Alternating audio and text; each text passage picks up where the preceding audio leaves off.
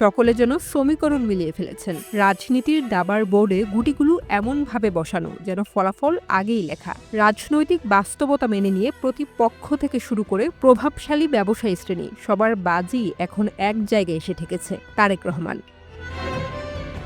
তারেক রহমানের দেশে ফেরার আলোচনা আর বেগম জিয়ার দুনিয়া থেকে বিদায়, এই দুই ঘটনা মিলিয়ে বিএনপি আজ সামগ্রিকভাবে শক্ত অবস্থানে। শুধু তাই নয়, এই অবস্থানকে আরও দৃঢ় করতে সক্রিয় হয়ে উঠেছে নানা পক্ষ। খোদ জামায়াতে ইসলামীর আমির শফিকুল ইসলামও বাস্তবতা বুঝে নিয়েছেন বলেই মনে হচ্ছে। শোক জানাতে গিয়েছিলেন, তবে শোকের ফাঁকেই রেখে গেলেন আগাম বার্তা। সর্বদলীয় সরকারের প্রস্তাব, ইঙ্গিত পরিষ্কার, তাদের যেন হিসেবের বাইরে রাখা না হয়।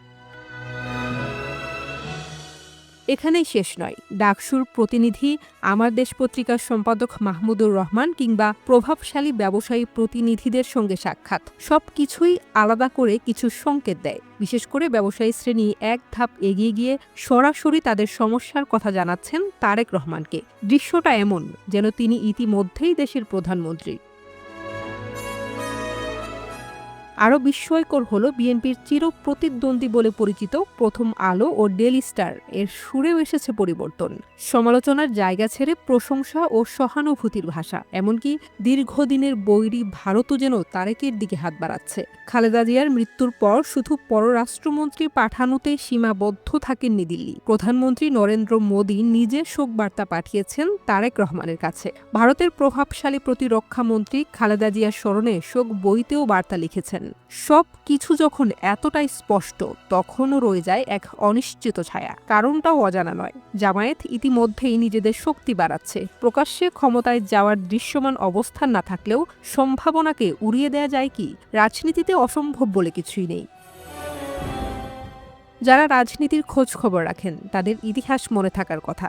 ১৯৯১ সালে এরশাদের পতনের পর সবাই ধরে নিয়েছিল আওয়ামী লীগ ক্ষমতায় আসছে। তখন গণমাধ্যমে পর্যন্ত খবর ছাপা হয়েছিল কারা কারা হতে যাচ্ছেন মন্ত্রী। আওয়ামী লীগের ভেতরেও শুরু হয়েছিল আলোচনা। এমনকি অনেকেই মজা করে বলেন, সে সময় নাকি অনেকে মন্ত্রিত্বের শপথ নিতে স্যুটও বানিয়ে ফেলেছিলেন। কিন্তু শেষ পর্যন্ত কি হলো? ক্ষমতায় এলো বিএনপি, আর খালেদা জিয়া হলেন দেশের প্রথম নারী প্রধানমন্ত্রী।